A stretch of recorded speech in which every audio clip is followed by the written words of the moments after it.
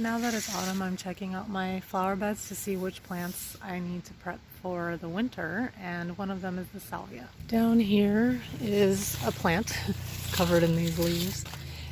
Actually, these are the stems that had flowers earlier this year, but clearly they're brown and also soggy because it's been raining. All of this, it's like a floppy ring, but in the center of it is next year's growth. So these stems can all come off all the way around.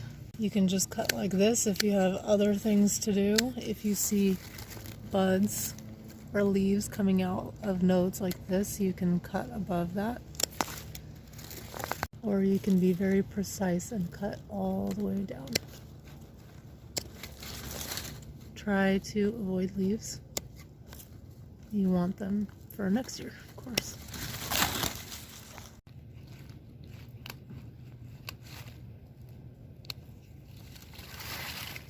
Merlot blue salvia.